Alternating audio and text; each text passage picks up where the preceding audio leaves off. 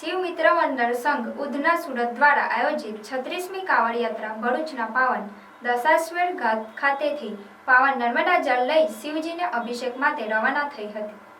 પાવન શ્રાવણ માસ નિમિત્તે સુરતના ઉધના ખાતે કાર્યરત શિવ મિત્ર મંડળ સંઘ દ્વારા આયોજિત 36મી ભવ્ય કાવડ યાત્રા ભરૂચના દશાશ્વર ઘાટ ખાતે ઉમંગભેર પહોંચી હતી।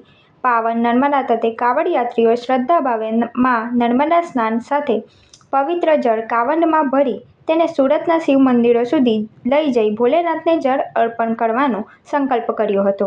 આ કાવડ યાત્રાના 35 વર્ષ પૂર્વે પ્રારંભે માત્ર 11 કાવડ મિત્રોથી શરૂ થયેલી આ કાવડ યાત્રામાં આજે 400થી પણ વધુ કાવડ યાત્રીઓ સામેલ થયા છે। આ કાવડ યાત્રાના આગમન સાથે ભક્તિમય ઉર્જાથી સમગ્ર વાતાવરણ ગુંજી ઉઠતા બમ બમ ભોલેના જયઘોષ સાથે દશાશ્વર ઘાટ શિવમય બની ગયો હતો। યાત્રા દરમિયાન નર્મદા તટે આરતી, ભજન અને સાધનાની સુંદર ભક્તિમય ભાવના દર્શાવતા ધાર્મિક કાર્યક્રમોનું આયોજન કરવામાં આવ્યું હતું। ભરૂચના પવિત્ર નર્મદા તટેથી શરૂ થયેલી કાવડ યાત્રા ફરીથી સુરત તરફ રવાના થઈ છે, જ્યાં શહેરના વિવિધ શિવ મંદિરોમાં પવિત્ર જળથી શિવલિંગ પર અભિષેક કરાશે। ઉલ્લેખનીય છે કે આ વર્ષે યાત્રા સાથે પ્લાસ્ટિક મુક્ત ભારત અને પર્યાવરણ સંરક્ષણના સંદેશ સાથે એક વિશેષ જનજાગૃતિ અભિયાન પણ જોડાયું છે, જેના અંतर्गत लोकों पर्यावरणीय जागृति लाववामां आवशे।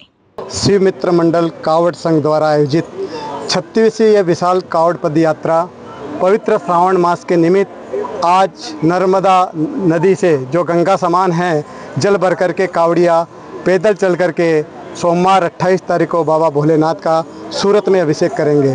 ये लगातार 36 सालों से ये यात्रा चल रही है, जिसमें एक छोटे से 11 कावड़ियों से यात्रा शुरू होकर के आज विभिन्न मंडल बन गए हैं विभिन्न, और इसमें सैकड़ों कावड़िया इसका लाभ लेते हैं पवित्र सावन मास में।